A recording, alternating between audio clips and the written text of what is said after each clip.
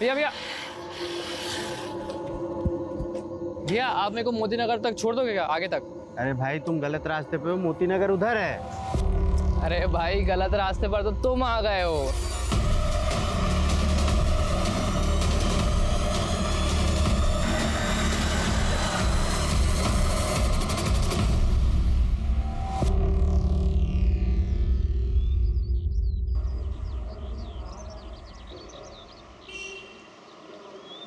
Everyone please pay attention, ये theory पिछली बार exams में आई थी। सो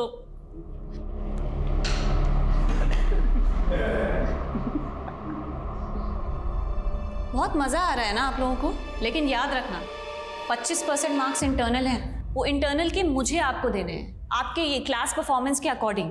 ये अभी देख हमको धमकी दे रही है। धमकी नहीं दे रही हो, सच कह रही हो। मुझे नहीं लगता है कि आप लोग पढ़ाई में बिल्कुल भी इंटरेस्टेड हैं। Yes, not interested. तो चलो आज फिर कुछ बातें कर लेते हैं। चलो बातें करते हैं। तो ऐसा करते हैं कि मैं अपना एक सीक्रेट आप लोगों से शेयर करूंगी और उसके बाद आप अपनी बातें मुझसे शेयर कर सकते हैं। जब मैं 16 साल की थी तभी आपको पहला प्यार हुआ था, है ना मैडम? जब मैं 16 साल की थी तब मेरे साथ बहुत बुरा हुआ था।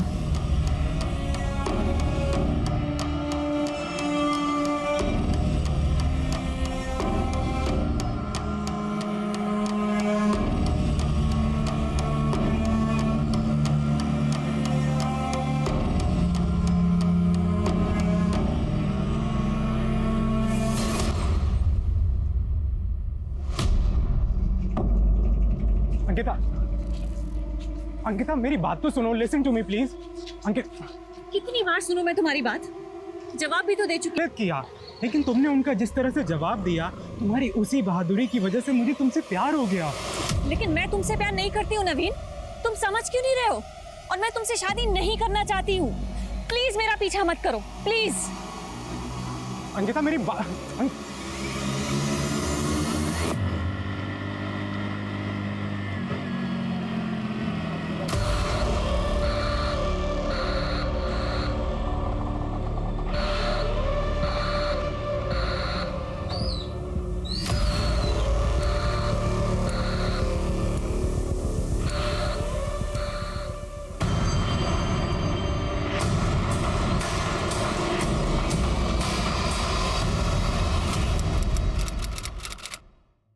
हाँ हाँ, मैं अभी आ रही हूँ। हाँ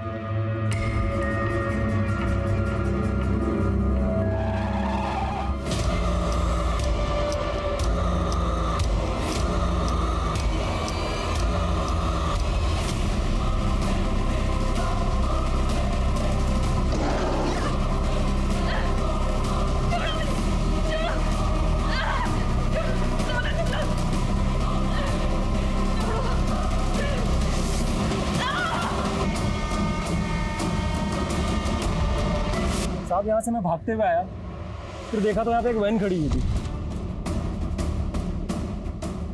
फिर साहब यहाँ पे लड़की की लाश पड़ी हुई थी साहब। और वैन का रंग? हल्के हरे रंग की थी साहब। वो लड़की कौन थी, कुछ आइडिया? नहीं साहब, उसको तो मैं नहीं जानता। सर मैं लड़की की चीख सुनकर यहाँ भागकर आई, देखा तो 2 लड़के गाड़ी में बैठकर भाग गए। वहाँ देखा तो लड़की पड़ी थी। आप लड़की को जानते हैं? नहीं सर, मैं नहीं जानती। दिल्ली और हरियाणा बॉर्डर पे अलर्ट भेजो, कोई भी हल्के हरे रंग की वैन बिना चेकिंग के बॉर्डर क्रॉस नहीं करनी चाहिए। Yes sir.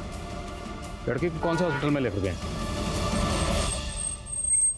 ऑर्गन्स डैमेज्ड है। एक तस्वीर ले सकते हैं? हमें शिनाख्त के लिए जरूरत है। जी आइए।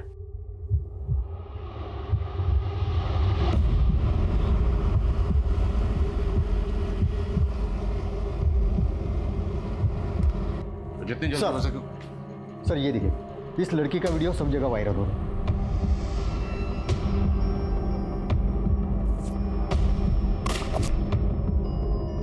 एक बात होता है, ये लड़की को उठाने आए थे, लड़की ने मना किया होगा और गोली मार दी। सर लड़की जब वैन से निकली तब उसका पर्स और मोबाइल उसके पास नहीं था, वैन में ही रह गया। अगर होता तो पहचान करने में आसानी होती। अब आसान हो या मुश्किल, शिनाख्त तो करनी होगी ना। जी सर। ये तस्वीर उस एरिया में सब जगह सर्कुलेट करो। आई एम श्योर कोई ना कोई इस लड़की को जरूर पहचानता होगा। Yes sir. ये शूटआउट जो बीच सड़क में हुआ एक सीसीटीवी कैमरा में कैप्चर तो हुआ, लेकिन सही हाथों में पहुंचने की जगह ये क्लिप एक स्मार्टफोन से दूसरे स्मार्टफोन के चक्कर लगाती रही। शूटआउट में मची अफरा तफरी ने क्राइम सीन को कॉन्टामिनेट कर दिया था। अगर टाइम से पुलिस को वो सीसीटीवी फुटेज मिला होता तो शायद वो टाइम पर गुनहगारों को पकड़ पाते। पुलिस से भारी चूक हुई थी, लेकिन जिन्होंने ये वीडियो रिकॉर्ड किया और उसे वायरल किया उनकी भी कोई नैतिक जिम्मेदारी होनी चाहिए थी ना। शायद उन्हें तय करना चाहिए था कि ये वीडियो पहले उनके दोस्त के पास पहुंचना चाहिए या पहले पुलिस के पास पहुंचना चाहिए।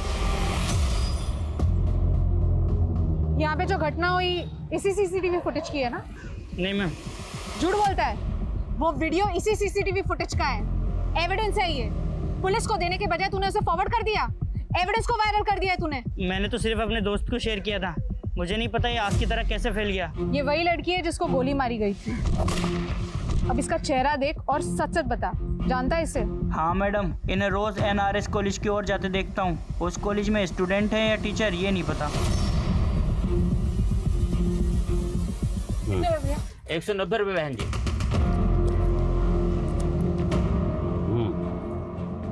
अरे ओ बहन जी, अपने छुट्टे पैसे तो लेके जाइए।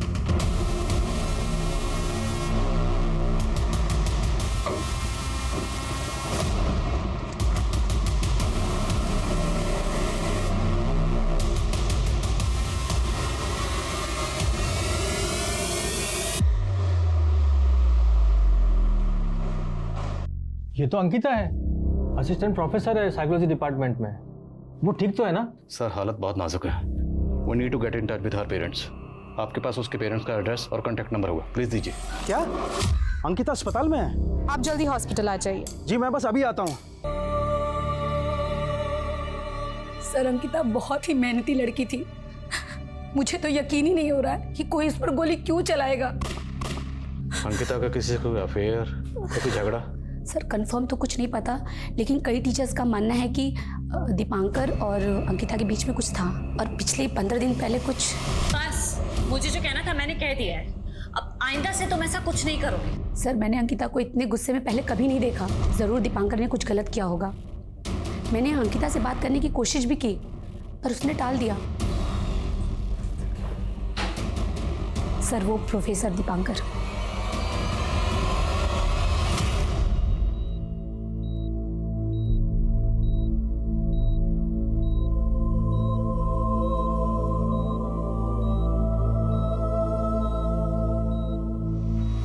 सर अंकिता एक अच्छी प्रोफेसर है।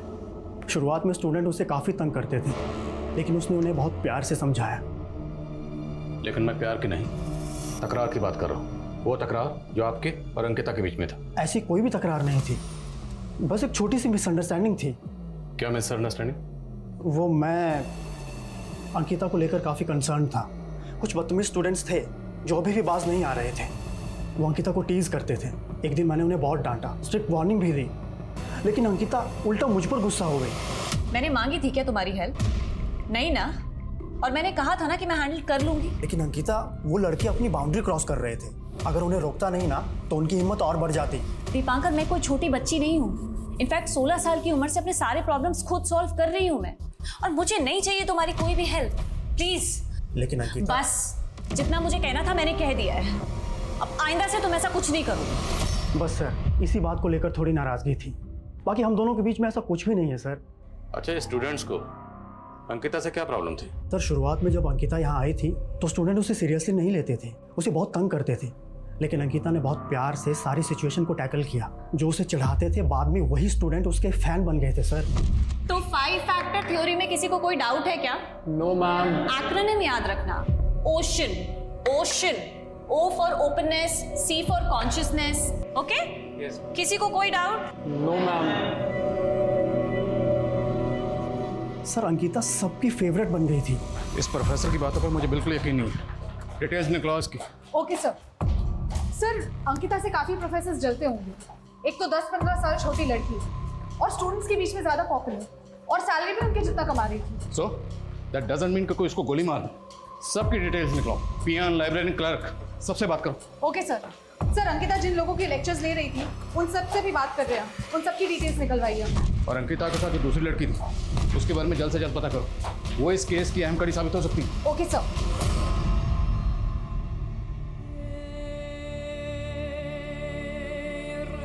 ये क्या बोल रही है? मुझे एक बार उसे मिलना है, मुझे उसे मिलना है। मैं कह रही हूँ मुझे उसे मिलना है, मैं आपके सामने आ क्यों नहीं मिल सकते? मिल सकते, आ जाओ, आ जाओ।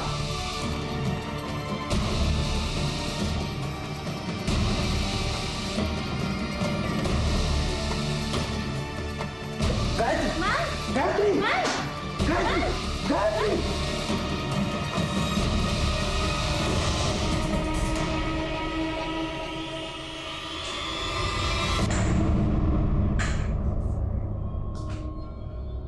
क्या आजकल के मुजरिम को कानून का कोई डर नहीं रह गया है? हमारे विश्वसनीय सूत्रों के अनुसार जो खबर आई है उसमें अभी जो लड़की मौत और जिंदगी के बीच में झूल रही है उसका नाम अंकिता सिंह है। अंकिता? दीदी, सब पूरी प्लानिंग की गई थी। नंबर प्लेट भी फेक लगाया हुआ था। असली नंबर के आखिरी 3 डिजिट 031 दिखाई दे रहे हैं सर। जितने भी गाड़ियों के लास्ट डिजिट 031 है, सबकी स्कैनिंग करो।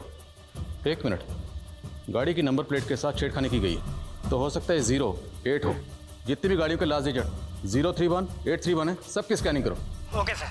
सर, अंकिता के साथ जो दूसरी लड़की थी उसकी फोटो आसपास के एरिया में शेयर की है। खबरियों से भी कहा है जल्दी कुछ पता लगना चाहिए। अंकिता के स्टूडेंट्स, उनसे बात है? सर, एक लड़का है जिगर, वो कुछ कहना चाहता है। अंकिता मैम बहुत अच्छी थी सर। पहले मैं उन्हें बहुत परेशान करता था। उनकी जगह कोई और टीचर होती तो वो मेरे घर पे कंप्लेन करती थी या फिर मुझे सस्पेंड करवा देती, लेकिन अंकिता मैम ने ऐसा नहीं किया। वो हमेशा हमें समझने की कोशिश करती थी। वो हमारी दोस्त बन गई थी सर। हमारी क्लास का हर स्टूडेंट मैम से कुछ भी शेयर कर सकता था। वो मैम, मैं आपसे कुछ कहना चाहता था। हाँ बोलो जिगर। वो मैम, जिगर टेक योर टाइम, कोई जल्दी नहीं है, आराम से बताओ। हाँ तुम पहले बैठो बैठो।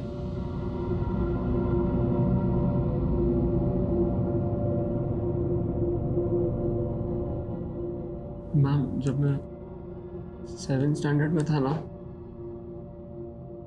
तो मुझे ना बोर्डिंग स्कूल भेजा गया था। वहाँ एक दिन ना मेरे जो सीनियर स्टूडेंट्स थे वो रात को मेरे कमरे में आ गए और फिर मेरे कपड़े फाड़ दिए। और जिगर तुम बहुत ब्रेव हो जिगर, बहुत ब्रेव हो। एक बात मानोगे मेरी? ये बात अपनी फैमिली से शेयर करो। अगर अपनी फैमिली से छुपाओगे ना तो अंदर ही अंदर घुटते रहोगे। You have to release yourself from the trauma. और मैं अकेला नहीं हूँ सर। आप मैम का ब्लॉग पढ़ेंगे तो आपको कई सारे स्टूडेंट्स की ऐसी स्टोरीज मिलेगी। मैम हमारे नाम बदलकर हमारी स्टोरीज अपने ब्लॉग पर शेयर करती थी ताकि दूसरे स्टूडेंट्स उसे पढ़ के मोटिवेट हो सकें और अपने अंदर के फियर से फाइट कर सकें। कौन सा ब्लॉग?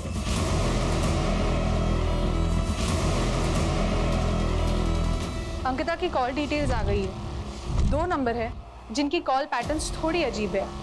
एक है पंकज त्यागी। इस नंबर पर पिछले 1 हफ्ते में अंकिता ने 11 बार कॉल किए हैं। और वो दूसरा नंबर? सर ये है, कोई नवीन है। लेकिन सर ये पंकज का एकदम ऑपोजिट केस है। पिछले 1 हफ्ते में नवीन ने अंकिता को 41 बार कॉल किए हैं। और नवीन और अंकिता में कभी भी 2 मिनट से ज़्यादा बात नहीं हुई। और इंटरेस्टिंग बात यह है कि अंकिता ने खुद कभी नवीन को फ़ोन नहीं किया। अंकिता लगातार कॉल कर रही थी पंकज को। तो क्या ये कोई...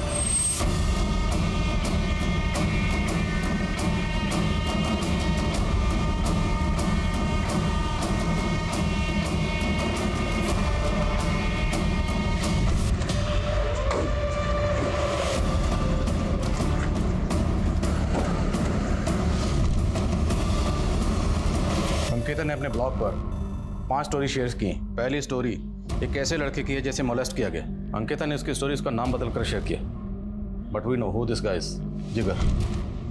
सर इन कहानियों का अंकिता पे गोली लगने से क्या कनेक्शन हो सकता है? अंकिता सोशली एक्टिव थी।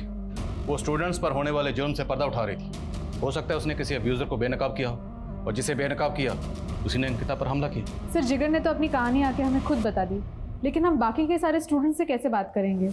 अंकिता तो अपने ब्लॉग में रियल नाम यूज करती नहीं थी। हमें स्टूडेंट्स से मिलकर उनको कन्विंस करना पड़ेगा। अब ये सेकंड स्टोरी देखो। जयंती नाम की लड़की की है जिसे उसका फादर ही मोलेस्ट कर रहा था। जयंती की कहानी काफी दुखद थी। लेकिन वो अब अपने पिता के चंगुल से आज़ाद है। उसकी माँ ने अपनी बेटी पर विश्वास किया और अपने पति से अलग हो गई।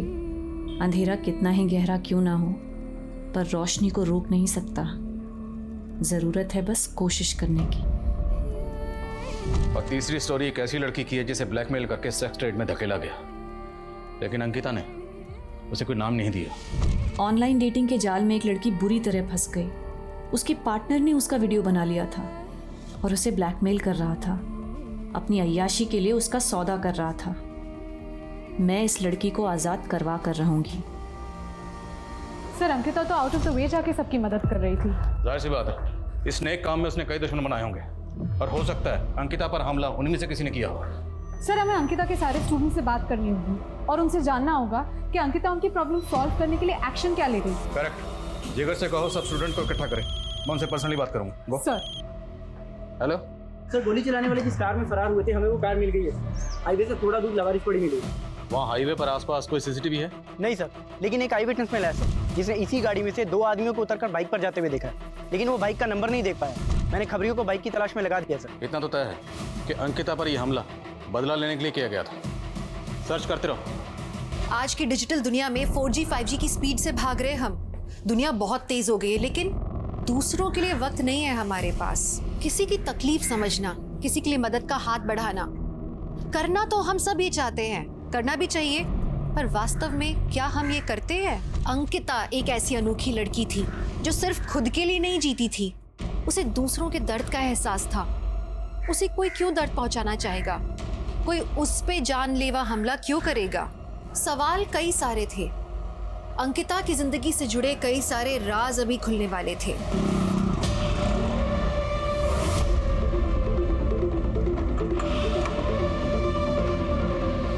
एक और पुलिस तहकीक। तो स्टूडेंट्स कौन कौन है? डोंट वरी, आपका नाम डिस्क्लोज नहीं किया जाएगा और ना ही आपकी आइडेंटिटी रिवील की जाएगी। बोलिए। रिमेंबर, अंकिता मिस ने कभी आपकी मदद की थी। आज उनके गुनहगारों को पकड़ने के लिए हमें आपकी मदद की जरूरत है।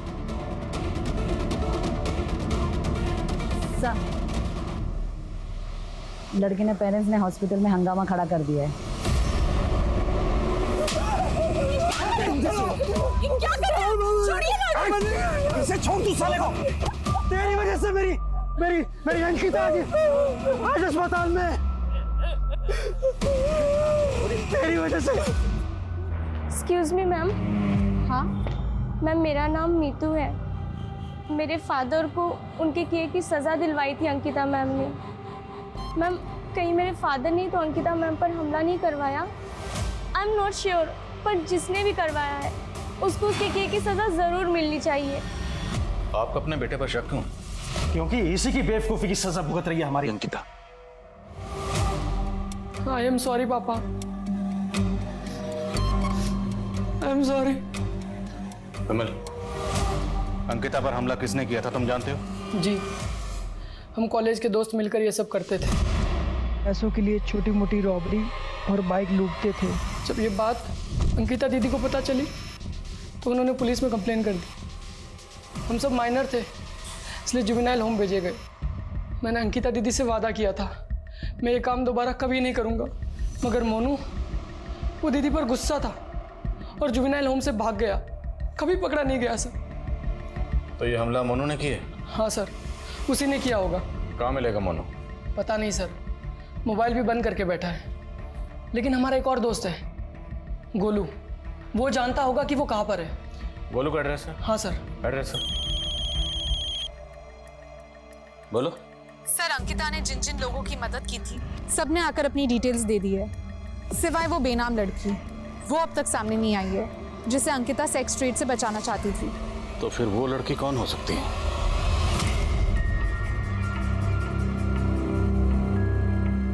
अरे नाजिया, मेरी बच्ची कितनी खूबसूरत लग रही है तू। अरे बहुत ही खुशकिस्मत है जो इतने बड़े और पैसे वाले घर में तेरा रिश्ता हुआ है। तू तो बस अपने शौहर और उसके घर वालों को खुश रखना। अरे सुनो। हाँ सब, इस लड़की को तुमने ऑटो से छोड़ा था? हाँ सब, इस लड़की को तो मैंने छोड़ा था वहाँ। लेके चलो मुझे, वहाँ चलो।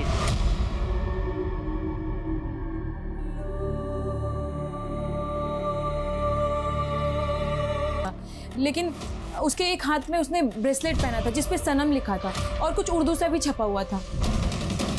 बोल। सर मोनू ने मुझे बोला था अंकिता दीदी का रूटीन निकालने को। मोनू ने हमला किया अंकिता पे? मुझे इस बारे में कुछ नहीं पता सर। मैंने उससे पूछा भी था कि तू क्या प्लान कर रहा है, पर उसने मुझे कुछ नहीं बताया।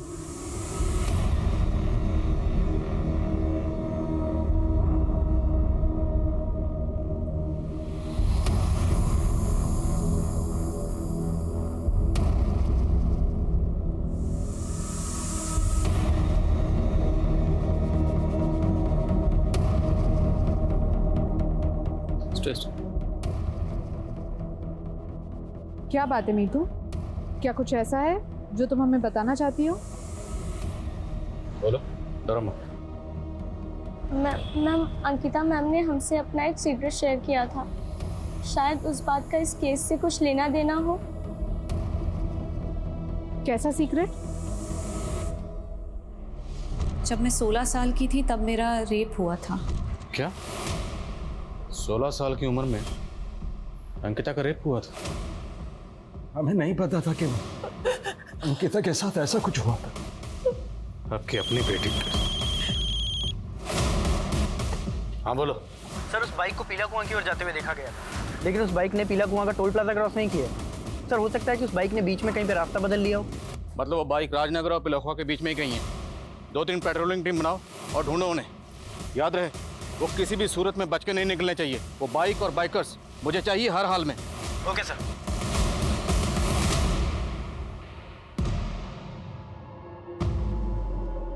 कौन बोल रहा है? सर मैं वही गुमनाम लड़की हूँ जिसकी कहानी आपने अंकिता मैम के ब्लॉग पर पढ़ी थी।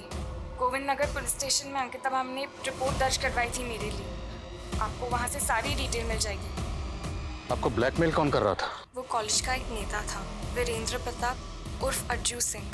मैं और कुछ नहीं कह सकती, पर आप अंकिता मैम के गुनहगार को जरूर सजा दिलवाइएगा। हेलो सर, जागृति ने गोली चलाने वाले की शक्ल तो नहीं देखी, पर यह कहा कि जिसने भी गोली चलाई थी उसके हाथ पर एक ब्रेसलेट था जिस पर सनम लिखा था और कुछ उर्दू में भी लिखा था। काम करो, इस खबर को मीडिया में लीक कर दो। लेकिन सर इससे तो क्रिमिनल अलर्ट हो जाएगा। Do it. Okay sir. और हाँ, मुझे वीरेंद्र मिश्रा उर्फ अज्जू सिंह की डिटेल चाहिए। उसकी details Govind Nagar police station से मिल जाएगी। वहाँ उसके खिलाफ केस दर्ज हुआ था। Okay sir. Excuse me sir. Hello, ठीक है सर। नवील मिल गया है जिसने पिछले हफ्ते अंकिता को कई सारे कॉल्स किए थे।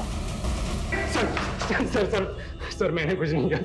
पिछले एक हफ्ते में तुमने अंकिता को कई बार कॉल किया, क्यों? स्टॉक कर रहा था उसे? सर प्यार करता था उससे, अभी भी करता हूँ। दहेज की वजह से उसने मेरे भाई का रिश्ता ठुकरा दिया था सर। उसकी यही बात सर मुझे बहुत अच्छी लगी थी। शादी करना चाहता था सर उससे, लेकिन वो हमेशा मेरे प्यार को ठुकराती रही सर। इसलिए तूने उस पर हमला किया, गोली चला दी? नहीं सर, मैंने कोई हमला नहीं किया। पंकज कौन है? विश्वसनीय सूत्रों से ये पता चला है कि अंकिता सिंह पे जिस लड़के ने गोली चलाई थी उसने हाथ में एक ब्रेसलेट पहना।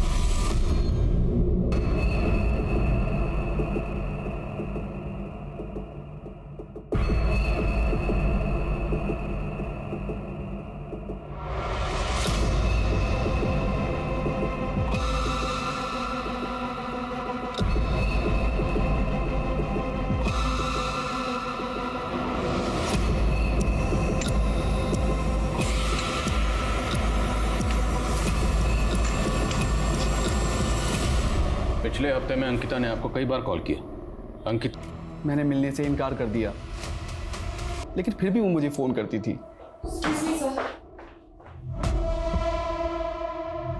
हेलो,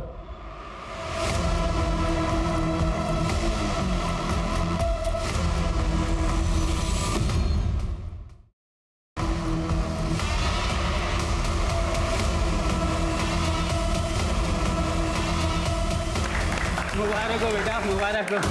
और आप सब लोगों को भी मुबारक हो। मंगनी के इस पाक मौके पर तुम लोगों का क्या काम? और क्या तुम जानते नहीं आज मेरे भतीजे की मंगनी हो रही है? चाचा जी दफा करें इन्हें। और तुम अंदर कैसे चले आए? किसने बुलाया तुम्हें? मैंने ही पुलिस को बुलाया है फारूक। नाजिया, तुमने? मैं तुम जैसे इंसान से कभी मंगनी नहीं करूंगी। अंकिता सिंह पे जिस लड़के ने गोली चलाई थी उसने हाथ में एक ब्रेसलेट पहना था और उस ब्रेसलेट पे सनम लिखा था और उर्दू वर्ड के कुछ अल्फाज लिखे हुए थे। अगर आप में से किसी ने भी ऐसे व्यक्ति को देखा हो जिसने ऐसा कोई ब्रेसलेट पहना हो तो कृपया जो नीचे दिए गए नंबर है उस पर कांटेक्ट करें।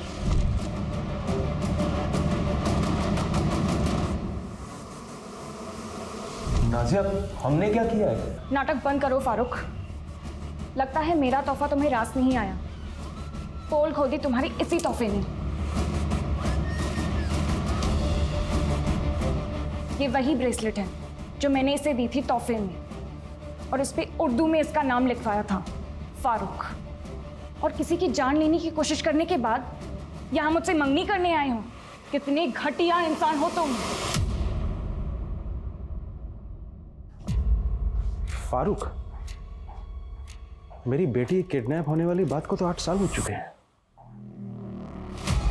मैंने कभी सपने में भी नहीं सोचा था कि मेरा वो अतीत हमारी जिंदगी में फिर से कहर बनकर टूटेगा। अरे कोई है? मेरी बच्ची किडनैप हो गई है। कोई मेरी बात क्यों नहीं सुन रहा है? अरे कोई मेरी बात क्यों नहीं सुन रहा है यार? मेरी साहब कब आएंगे? आप मेरी रिपोर्ट लिख लीजिए ना, जब तक वो नहीं आते तो। मेरी बच्ची गुम हो गई है। अरे कोई मेरी बात क्यों नहीं सुन रहा है? कोई नहीं सुनेगा आपकी। अगर आपने हमारी नहीं सुनी तो। क्या बोल रहे हैं आप?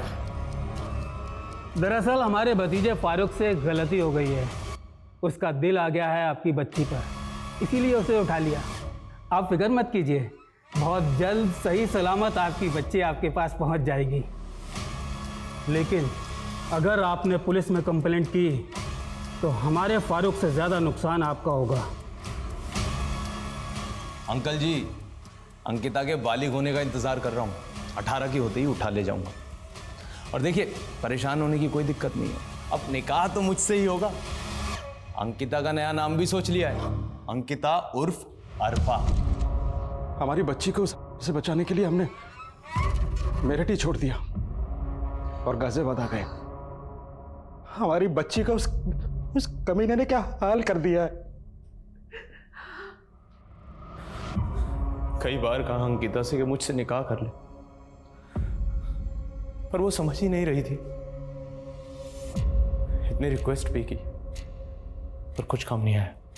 तो नाजिया से मंगनी कर रहा था, फिर अंकिता को क्यों मारा? नाजिया से मंगनी तो मैं परिवार के दबाव में कर रहा था। प्यार तो मैं अंकिता को ही करता था और अपने पहले प्यार को भुलाना आसान नहीं होता। कैसे बर्दाश्त कर लेता कि मेरे होते हुए अंकिता किसी और की हो जाती? नहीं, मुझे ये मंजूर था ही नहीं। तो ये था ना वो। तुमसे शादी करने से अच्छा तो मैं मरना पसंद करूंगी। मेरे सब्र को मत आजमा अंकिता। 1 महीने की मोहलत देता हूँ, निकाह के लिए राजी हो जा, वरना अंजाम बहुत बुरा होगा। इतना समझाने की कोशिश की अंकिता को, पर वो मेरे प्यार को समझ ही नहीं रही थी। 1 महीने की मोहलत भी दी मैंने उसे कि निकाह के लिए राजी हो जा, और आज 1 महीना पूरा हुआ। मजबूर था मैं। अगर अंकिता के रहते निकाह कर लेता या मंगनी करता तो मेरे प्यार की हार होती। इसलिए मैंने एक कन का जुगाड़ किया और अपने आप को अंकिता के प्यार के बंधन से और अंकिता को उसकी जिंदगी से आजाद कर दिया।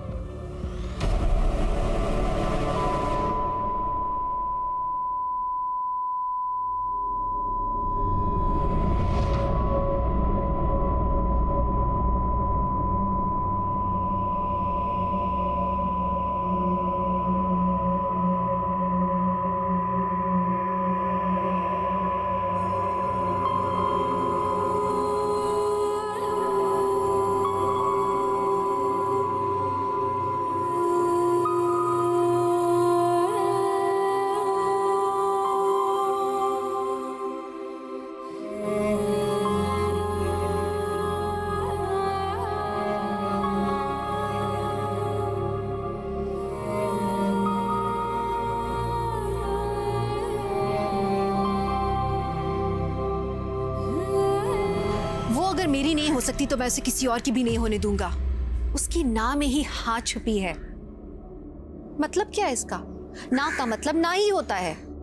लेकिन हमने अक्सर ये लाइनें फिल्मों में सुनी है, तालियां भी बजाई हैं सुन के। लेकिन कहीं ना कहीं यही डायलॉग्स हमारे समाज में मर्दों की सोच बताते हैं। एक लड़की की ना एक लड़के के लिए ईगो इशू क्यों बन जाती है? एक लड़की की मर्जी, उसकी पसंद नापसंद मायने क्यों नहीं रखती? ये सवाल पूछना जरूरी है, इसका जवाब जानना जरूरी है। हमें मानना होगा कहीं ना कहीं हम अपनी परवरिश में चूक रहे हैं। बच्चे अपने आसपास के माहौल से, अपने घर से ही ये सब सीखते हैं। जब बच्चे अपने से बड़ों में देखते हैं बात बात पे लड़ना, जिद करना, लड़कियों पे भद्दे कमेंट्स करना, लड़कियों का मजाक उड़ाना, उन्हें लगता है कि ये नॉर्मल है, मर्दों का ऐसा ही बिहेवियर होना चाहिए। और यहीं से हम गलत परवरिश की शुरुआत करते हैं। एक माँ, एक बहन, एक फीमेल कॉलीग या आपकी दोस्त, वो सब इस समाज में एक बहुत अहम भूमिका निभाते हैं। उनका अपना एक वजूद है and they deserve your respect. औरत को देवी मत मानिए, इंसान मानिए। बदलाव की शुरुआत यहीं से होगी। हम कहते हैं कि औरत और मर्द कंधे से कंधा मिलाकर चल रहे हैं, पर इस बात पर हम अमल नहीं करते। 2020 खत्म होने जा रहा है। आइए 2021 में हम खुद से ये वादा करें कि हम अपनी सोच को बदल देंगे और हर औरत जो अपने ऊपर हो रहे अन्याय को एक आम बात समझकर नजरअंदाज कर देती है, अब से वो इन बातों को नजरअंदाज नहीं करेगी। 2021 की औरत ये मान लेगी कि वो अबला नहीं है। अब मैं दिव्यांका त्रिपाठी दहिया लेती हूँ आपसे विदा। देखते रहिए क्राइम पेट्रोल सतर्क, विमेन अगेंस्ट क्राइम। एक औरत पे वार, अब हर औरत का भार।